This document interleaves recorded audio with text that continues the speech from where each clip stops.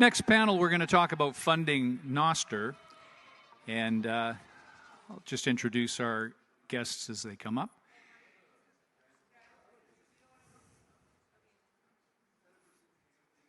Unless you want to have a little lunch or something like that, we can. Yeah, we'll get going. Bring your lunch up, Preston. You know we're casual. It's an unconference. In between sessions, he's got to get a quick bite. All right, guys, let's grab a microphone and get ourselves comfortable. This is going to be a great discussion, and it talks about how to fund Nostr. So we have Preston, Alex, ODELL, and for the first time, I think, on the stage here in Riga, Marty, you're going to moderate for us, or were you on another panel? Forgive me if I missed you. You are correct. This is my first panel of the week, and I'm very excited to be here. Got thrown on last minute, and it's a topic that we talk about a lot, so I'm excited for the conversation. You got it. We're here to talk about funding Nostr. Like I said, we talk about it a lot on RHR, particularly not only funding Nostr, but Bitcoin. But before we get into the specifics, Matt, when we say funding Nostr, what is the context of that, the different context of that in your mind? Have you zapped today? I have. Actually got a zap war with you. There's a little bit of a zap war going on. That's how we're going to fund Nostr. Is Paul here? I don't know if Paul's here. That Hummingbird, everyone go follow Hummingbird on Nostr and just look at the zaps on their note. When you think about funding Nostr, it's interesting, right? Because fortunately, it's a very FOSS-focused ecosystem. It's an open source-focused ecosystem. Almost every project in the space is open source. A lot of them do not have obvious monetization models or sustainable funding models for themselves. I think there will be a lot of interesting strategies that different projects employ to try and get sustainable funding. But in the meantime, what that means is that a lot of the funding is based on donations, right? And one of the cool things about Nostr is Nostr has Bitcoin built into it.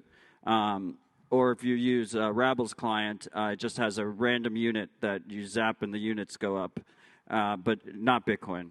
And I think that will be huge in the future. I think like developers will post, they'll post on Nostr, they'll have a new software update, or they'll be teasing something, and their users will directly fund them with no middleman.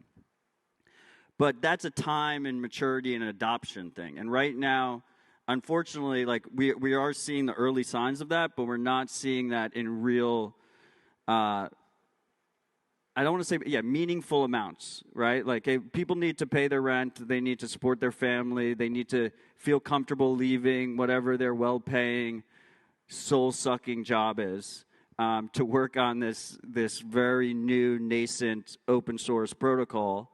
And as a result, they need some kind of security. And so what we've seen come into play, which is these organizations, these nonprofits, specifically OpenSats, which is what I work on, and HRF, which is what Alex works on, really stepping up to the plate and providing a lot of the early funding for a lot of these Nostr developers. And I think I can speak for both of us that hopefully for a lot of them, this will just be kind of the jump start, right? It's the paddles on the chest, and then they like get up and they're the Frankenstein beast, and they just keep going, right? But right now, it's actually incredibly optimistic. Like the amount of developers we have working on this space full time, the amount of designers, the amount of just open source contributors in general, is incredibly impressive. It compared to any other industry ecosystem at this stage in its life, I just think it's unparalleled.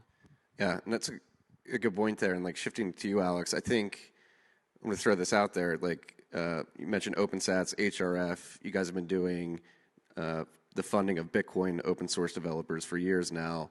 Were there lessons learned in building up those funds to fund Bitcoin developers that were easily applicable to Nostr as it started to emerge? When it comes to Bitcoin or Nostr funding, I think that a lot of organizations tend to be very conservative. They're worried about their image. They want to support the right projects. They're worried about blowback. They don't want to fund a project that might be a liability down the road, whether it's due to, some crazy developer who posts weird stuff on social media or someone who is not that sociable. I think one thing that HRF has learned that it is important to take risks early on when you have a burgeoning new ecosystem that's not been like vetted by corporate lawyers and auditors and, people in suits to say, well, this is, clean or this is good for the brand of whatever you're supporting. It's important to take calculated risks early on, support small and early projects that don't have, you can't have a multi-year long track record when it comes to Nostr development when the protocol is only a couple months old in the beginning. So I think what I would say is we've learned to take some risks, be calculated. Of course, you got to do your vetting. You got to look at a developer's history, proof of work, what they've done in the past. But it's important to be able to be action-oriented, take some risks, get shit done, and support a protocol in its infancy so it can continue to grow and develop. Yeah, with that in mind, what are your, in terms of funding needs right now, from your perspective, is HRF and OpenSats looking at all the projects and prioritizing what to fund? How do you guys approach that? I think one issue that is plaguing a lot of open source developers, and this is not just with Bitcoin or Nostr specific, is just figuring out ways for sustainable long-term support. Right now, a lot of funding in open source is on a grant-based model where you give someone a grant to work for maybe 6 months, a year, maybe 2 years if you're lucky. And then 6 months, a year, 2 years down the line, you reassess. And that can be very stressful for developers who don't know whether they're going to have an income or salary after their grant is over.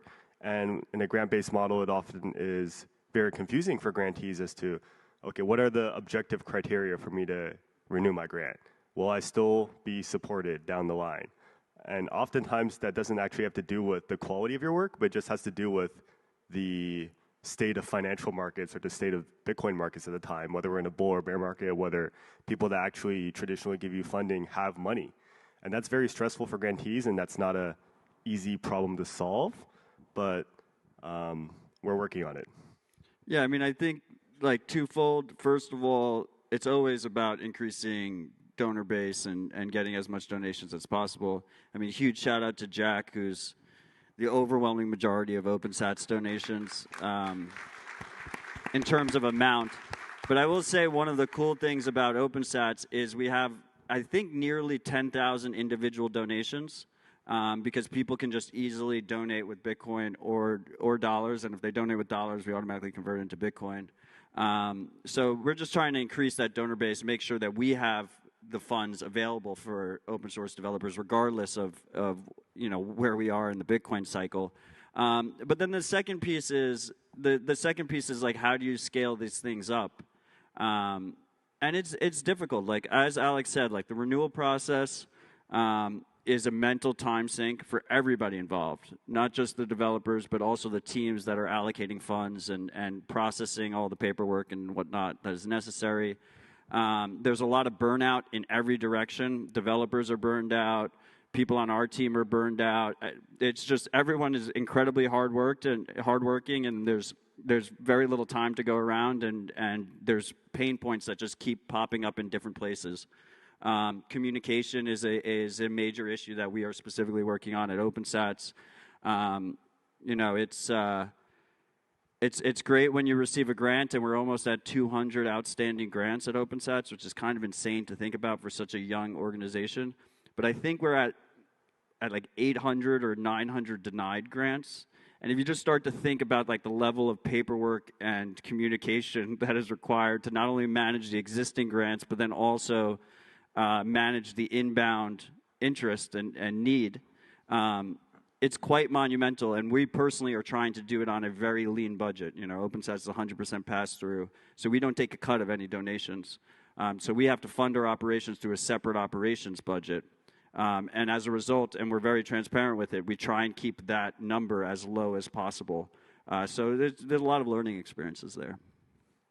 Preston, any thoughts to add to this? Pull you into the conversation. On the OpenSats stuff, no, I don't have anything additional to add other than to Matt's point, getting donations from people that have really kind of leaned into this because they understand how important the free speech aspect of it is vital. I think that that's going to be a main source of funding moving forward. It's going to have to be a main source of funding moving forward because from like an investment standpoint, a lot of this space, this is a hard truth I'm about to say, is uninvestable just because of where we're at in the timeline and the risk profile of some of the startups and the protocol itself is, as far as the size of it. Because this is one of the challenges that you have from an investment standpoint, because we're Bitcoiners and we understand what that hurdle rate is. It's compounding, and we're going to be pretty conservative. About 50% annualized is what we're saying is the hurdle rate.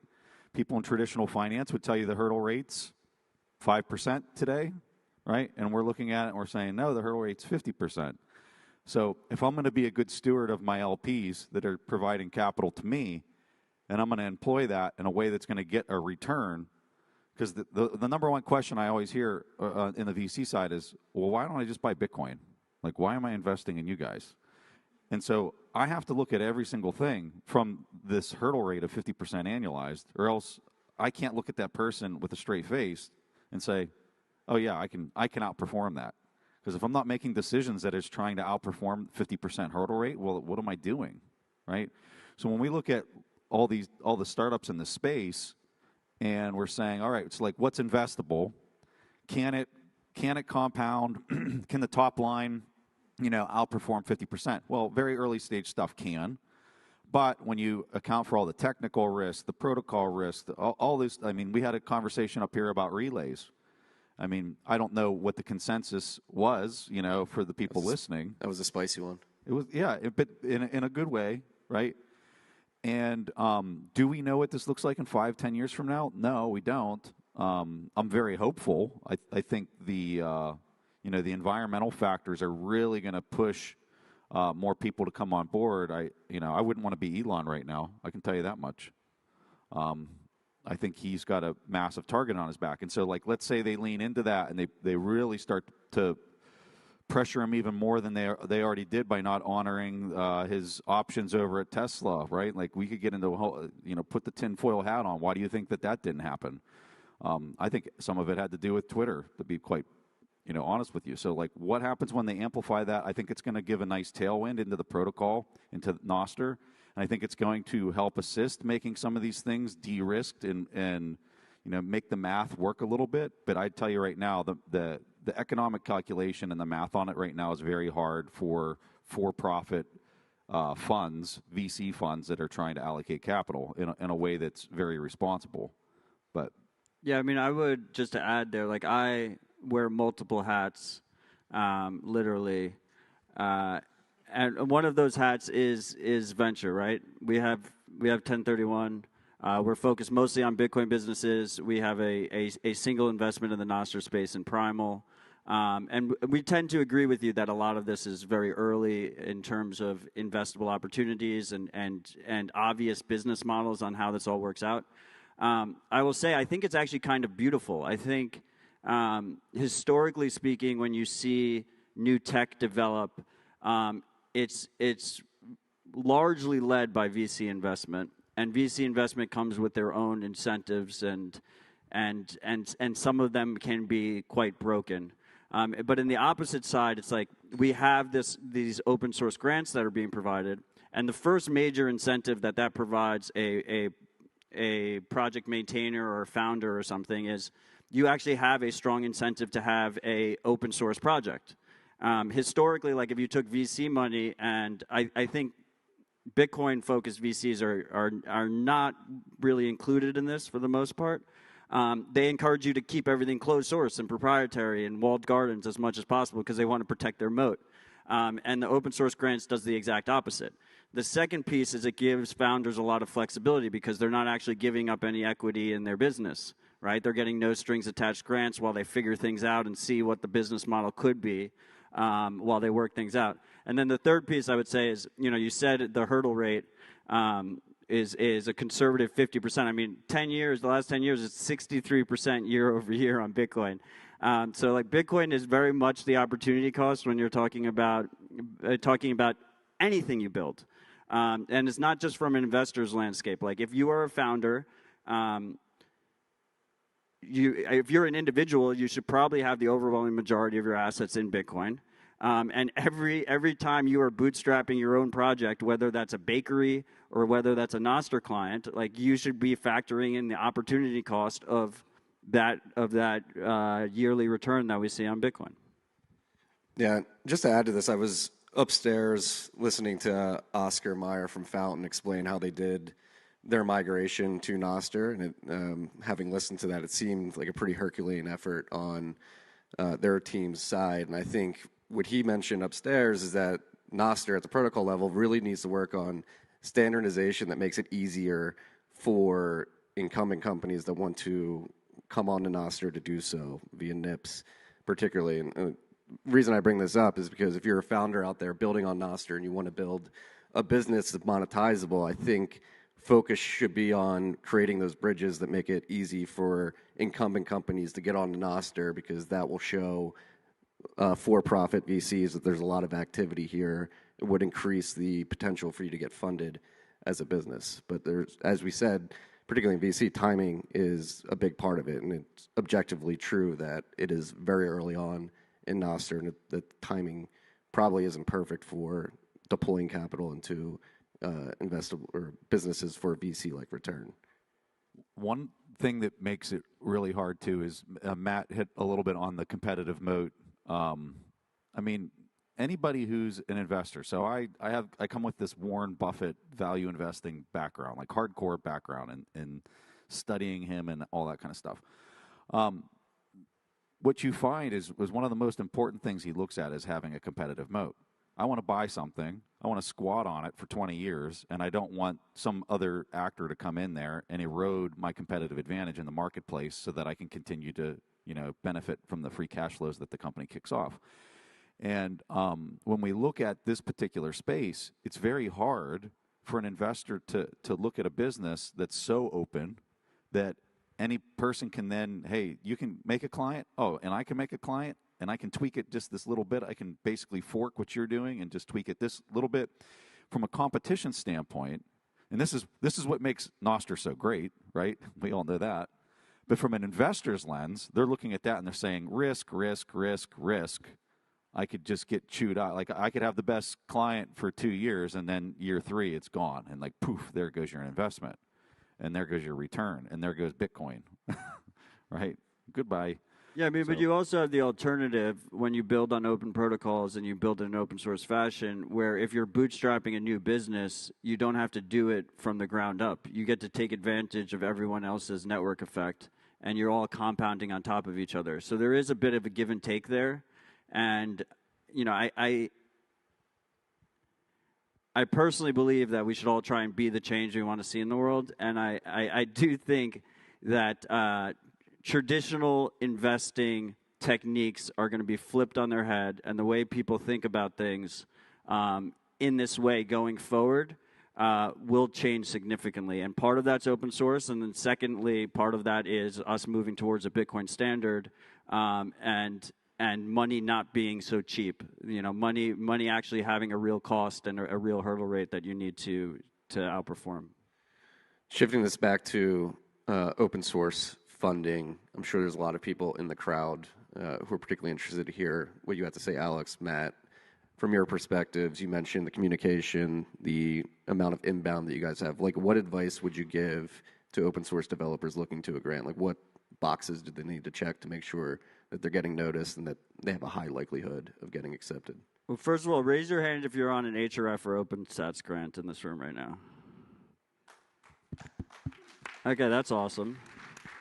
Hopefully next year the hands are even more. I think the number one thing is what's really cool about providing open source grants, and then I'll hand it over to Alex, is that there really is usually a verifiable proof of work in terms of commits and repo activity. Also on Nostr in general, because it is a communication protocol, you get to see a lot of these projects actually develop in real time and interaction between them and their users. The more information we have, the better. Obviously, in terms of resources, everyone is a bit constrained. So one of the issues is like having a reasonable ask in terms of how much money you're looking for. But I think both us and HRF have been trying to push the limits a bit on what kind of funding we can provide. And actually, sometimes we do dual fund projects where both HRF and us will split a grant, and there's communication there, that there's like honest communication there, both with the grant recipient is saying to us, oh, we're also applied for a grant on HRF, and then also, friendly communication between Alex and the rest of his team and us in terms of actually verifying that's the case. We haven't seen anyone abuse that yet, but I would say in general, first of all, it's a longer process than you're probably hoping for. Hopefully we can cut that time down, and the more information we have, the more proof of work, the better. Yeah. At HRF, we have a Bitcoin Development Fund, and even though it's called the Bitcoin Development Fund, we also support Nostr projects. We support free and open source Bitcoin and Nostr projects. And the number one piece of advice I would give to aspiring developers or educators, activists, community builders who are looking for grants and funding is don't be afraid to make the ask. The worst that can happen is we say no, and then you can always reapply. So the first step is just, don't be afraid to make the ask. Don't be afraid to apply for funding. Don't be afraid to ask for help in this space, whether that's for applying for a grant or whether that's just asking for a referral, whether that's just showing up to a conference and asking for travel grants. We're trying to support everyone, and although it's impossible to support everyone given limited constraints, we're doing our best to try to expand open source funding, give more funds every year, support more people, support more projects. So the number one thing I'd say is don't be afraid to ask. Yeah, the amount of times I've seen like a Nostr post where someone's like, why aren't you funding this thing? It's like, well, they should apply, go to the website, put an application in. Like if you don't apply, we can't fund you. End of story. Marty, I would just say if people in this room, the builders in this room are looking at this and hearing this conversation, thinking about what it is you want to build something, you just don't know what it is. This is what I would tell you to start with, the upstream incentives and impacts that are playing out. Speech, they've got to try to control the speech. These lizard people are trying to control the speech aggressively. It's going to amplify. It's going to amplify aggressively, okay? So there's going to be this movement towards Nostr, right? What exists today that is vital for free speech and for free and open communication, like GitHub, right, or Signal, or like these things that already exist in the world, and then think, is it built over on Nostr, or could it be built better? And think in those very big, broad terms as you're thinking about putting in your application of the business that you're, or the idea that you're trying to build out. That was really, for me, that was really exciting yesterday to see the whole GitHub thing and all the work that went into that, because that's huge. It's absolutely huge.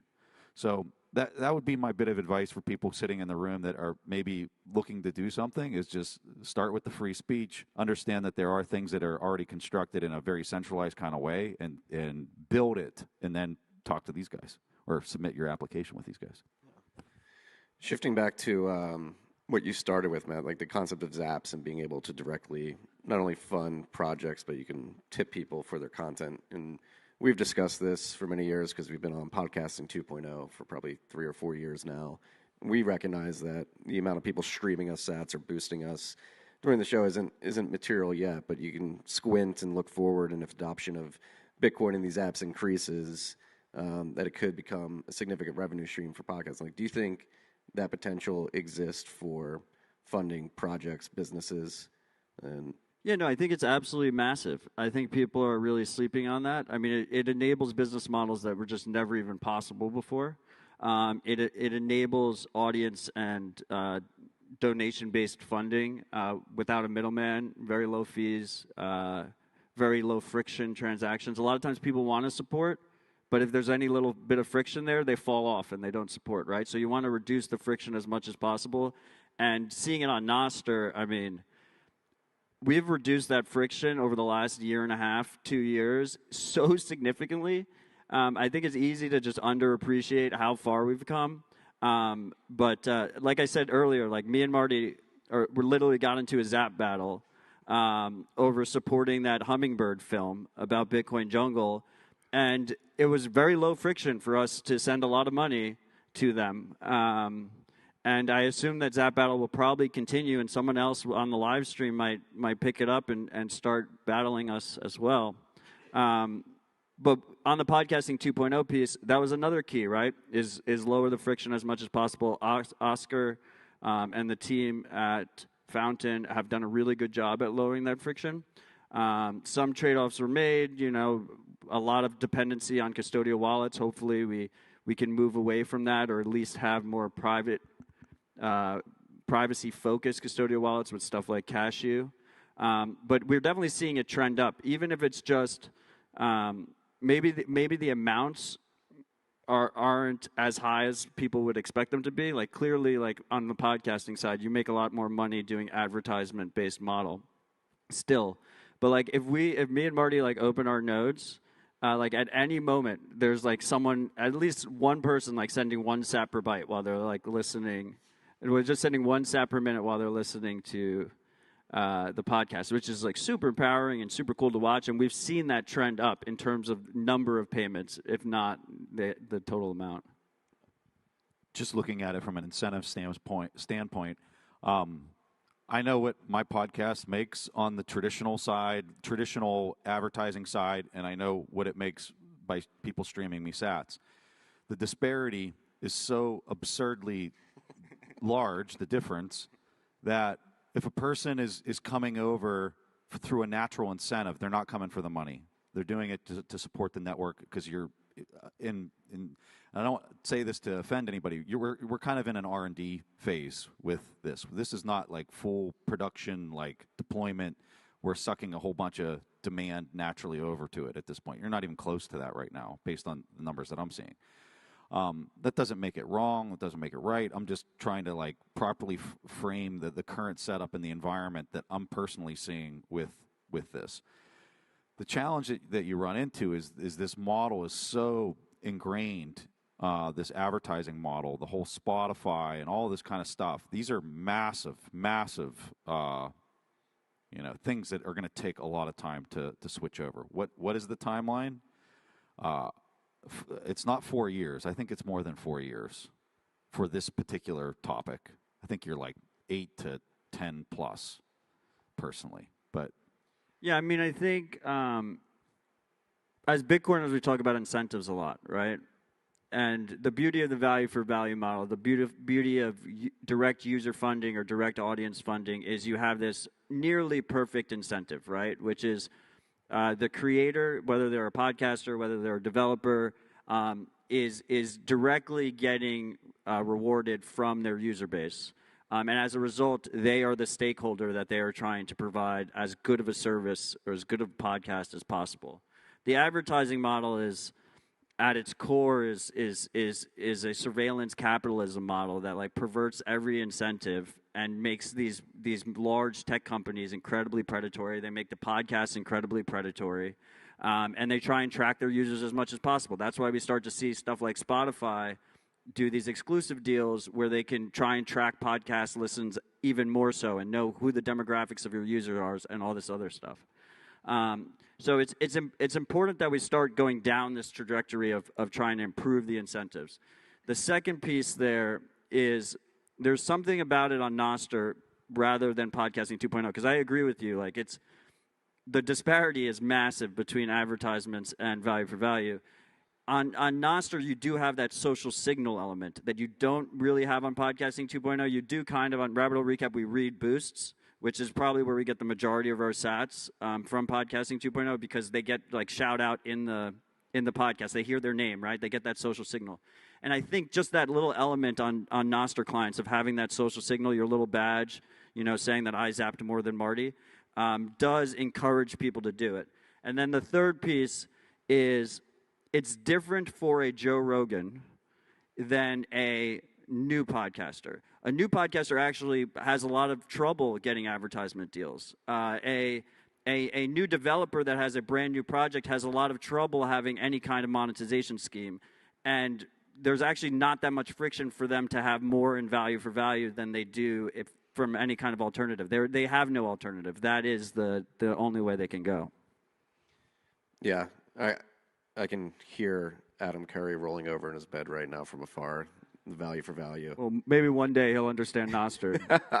I just texted him about it, actually. But going back to what Alex said earlier, like if you want to monetize via value for value, don't be afraid to make the ask. And figuring out unique interaction models with your audience, like Matt mentioned, we read the top 4 boost each week on Rabbit Hole Recap, and that creates a marketplace so that people get their boost read on the episode week in and week out. And so as a creator or somebody building an app, trying to get people to interact with your Nostr notes, like think about unique ways to incentivize people to do that so that they are more compelled to zap you, and then you can take that money and go build what you want to build.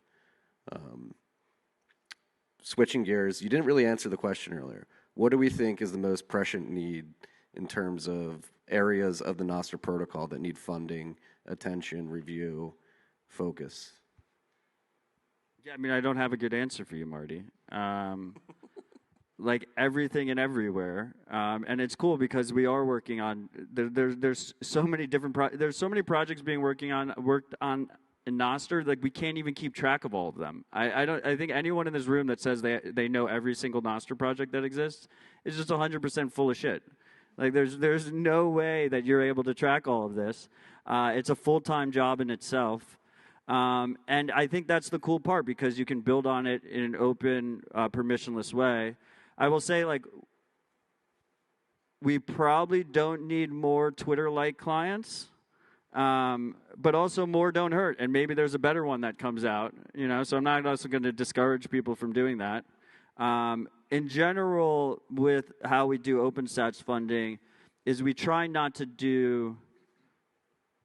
You know, the way OpenSats works is we have a 9-person board, and during the review process, it requires 5 of 9 board members to approve your grant. And the reason for that is because we wanted it to be as corruption resistant as possible, so individual biases of board members don't corrupt that process. And especially when you start to talk about larger numbers and more donations received, that becomes more and more of a concern. So it's important to have that base level foundation. So it's hard to speak in broad strokes about how OpenSats review process works, and it's probably one of the most frustrating things for grant recipients because like they could have a 45-minute conversation with me or one of the other OpenSats board members, and they'll pretty much still have no insight into whether or not they might get approved. But there are general broad themes, and in general there, we tend not to be like, oh, well, this is a client, and there's too many Twitter-like clients, so we're not going to fund this. Does this project have is there a need for this project? Does it accomplish something in a way that other projects aren't tackling? And is there verifiable proof of work that this project actually exists? It's not just like an idea. So I don't want to discourage anyone from working on anything in the Nostr space. I think it's so early that it'd be incredibly conceited to say that we know how to do everything. We actually know how to do very little, and a lot of these things will be figured out over time as people experiment, so the more experimentation, the better. To add to Matt's point, I totally agree with him that if anyone thinks that they know 100% of what's going on in Nostr, they're full of shit. That's totally true. I feel like I took a 2-week break from the internet where I just chilled and relaxed and try to detox myself from the toxic algorithms. I come back and I'm just like, what's been going on in Nostr? I'm just like, ooh, like, all this new stuff going on. A slightly contrarian take on what I think needs the most development in Nostr is I feel like we're obviously not fully funding all the Nostr developers out there. There's a lot of projects, a lot of amazing developers who still need funding. But I think that we are slightly underfunding people who are doing community building, who are doing marketing, people who are onboarding new users, right? Because right now, let's be honest, ODELL and many people here on the panel have taken the brave step of deleting their X account. Many of us still use X every day. I'm part of this crew. I've I even paid for a blue check mark, and that oof, yeah, ODELL, you can roast me for that. Paying $8 a month to boost my algorithmic reach on X. Did you use a KYC phone number when you did that? I did. Oh, whoa. I did. What's that? So you got me there. The issue isn't the payment. The issue is the identity verification. I think actually, in a lot of ways, one of the good things that X is doing is proving at scale that people will pay for a product, so you don't need to rely on the advertisement model. And I think that's a key piece that people miss. Is that actually we probably should be encouraging more and more projects to have some kind of premium model where users pay them directly. That is, it's not Adam Curry's value for value, because Adam Curry's value for value is you pay what you feel like. But I think it is a step towards sustainable, more freedom-focused, user-focused, human-focused business models. Yeah. And I think one thing that HRF does slightly different in the Bitcoin funding space is we would try to fund circular economies, we try to fund global communities, because we want people to be able to actually use Bitcoin. And if people want to be able to use Bitcoin, they have to know it exists. They need to have an environment where they can safely learn how to actually install a wallet, safe on and off ramps within their country. So we try to fund Bitcoin circular economies and educators and activists around the world. I think we need a little bit of that in Nostr, where we need a way to, obviously Nostr is different than Bitcoin, and a innovation hub or a circular economy is not the same as a booth at a conference where you can learn about Nostr. But we need ways to better on-ramp people to Nostr, educate people of Nostr, get people to actually know that Nostr exists. And I'm not sure what's the best way to do that right now. Is it funding people to go to non-Bitcoin and non-Nostr conferences to educate people about Nostr? Is it paying people to get on panels at mainstream conferences around the world so people know that Nostr exists? Is it just starting a global campaign to get people to delete their X account and to use Nostr exclusively? Who knows? But change comes from within, and we have to start, even in the Bitcoin community, getting people to use Nostr. Like, it's amazing how oftentimes I go to a Bitcoin conference and ask people, what's the best way to stay in touch with you socially? And they're like, oh, follow my Twitter, follow my X. I'm like, oh. We need to get at the point where you go to a Bitcoin conference and the first thing someone says is, follow me on Nostr. Damn right. I've been thinking about your question a little bit more. One of the things I'm really excited about is, I think one of the cool parts about Nostr is this idea that people can control their experience, that the user has, fine-tuned controls on how they experience Nostr and what content they see and how they consume it. And I think while there's a lot of good work that is moving towards that direction, and I'm really excited about like DVMs and this idea of like choosing your algorithm and like algorithmic marketplaces where you can choose different things. I think there's still a lot of work to be done there, and the key issue there is it's like twofold, right? It's the technical issue of how do we provide users as much control as possible of their experience. So instead of having like a top-down censorship model like you see with X or TikTok or something like that, it's the users ultimately choosing how they experience the protocol. But the second piece is trying to do that in a non-overwhelming, with very little friction. Because if it's overwhelming and you just like all of a sudden hit them with a bunch of sliders and a bunch of options and a bunch of different things, then we've also failed on that regard. And when we're talking about onboarding people to Nostr, like if they hit that piece of friction, they're just going to get overwhelmed and they're just going to go back to Facebook or LinkedIn or wherever the hell they are.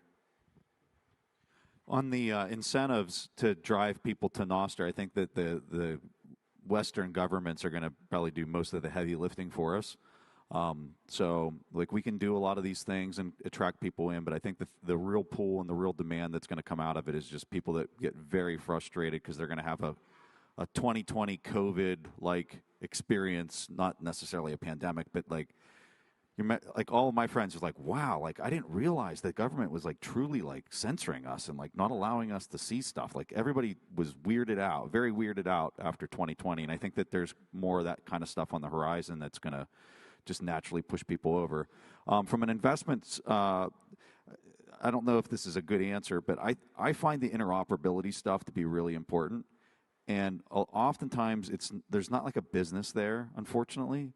and it's people like Pablo and many others that have been on stage, the last day and a half, that are out there clacking on keys, writing like amazing code that is benefiting the connectivity between all of this type of stuff. So when I see OpenSats and I see some of the stuff that they're funding, I absolutely love this program because it's the thing that's kind of stitching this all together, that's going to eventually give us the performance that we're in better than of what we're used to having in these centralized, cesspools that are, feasting off of us. And it's going to be a completely different experience on the other side, but stitching it all together because it's so decentralized is really challenging. So I was on a Nostr Nest the other day, listening to a Nostr Nest, and there was, 20 people listening. And when you're on Twitter and you go on a Spaces, if you have somebody with 10,000 followers or 100,000 followers or whatever, their entire group of followers see that they're in a Spaces, which then drives more engagement and more interaction and more people on stage because it's all centralized. So when we're looking at the Nostr Nest, is there some type of little circle that goes around the person's image that they're in the room listening to that? No. This is interoperability pieces where you're connecting things that drives engagement for that Nostr Nest. But you have to have a client that's willing to code that up. You have to have, all the engineering behind all that is not easy. It takes time. It takes a lot of time to stitch that all together. So I get excited about the interoperability piece. I think it's a real challenge to have it funded, but the nonprofit and having an appreciation for kind of where we're at in this prototype / R&D phase is very important, especially for everybody in this room that are real builders. I would just try to encourage people to do more of that. Yeah. We've got 3 minutes left, so I'll make a comment, and then I'll throw it to you three for final thoughts on this. But I think it's important to really point out how far funding for developers has come over the last 5 years specifically, and just give a shout out to you two gentlemen specifically for pushing this forward. And then on the for-profit side, like funds like Ego Death 1031, disclaimer, I'm a partner at 1031, coming to market. Literally wearing the hat. So yeah. I think but I think, like, everybody's talked about in the past, like Linux Foundation, Redbox, but I think Bitcoiners have done a really good job over the last 5 years, particularly sort of paving the path for how to fund open source development and setting a new model. And it's just been really cool to see play out. And with that, I'll throw it to you guys for final thoughts. Be the change you want to see in the world and use Nostr. To echo a very smart person, stay humble, stack sats. But also stay humble and zap your friends. Don't get frustrated if you are going for funding and you're getting a lot of no's. Just kind of understand the environmental setting that we're in and how early we are and where you can kind of go for certain types of funding like we talked about on stage. And it's just going to take time. It's just going to take time. And, if the governments start doing their heavy lifting, maybe it'll move a little faster. So we'll see. Awesome. That's all we got. Thank you, guys. Thank you.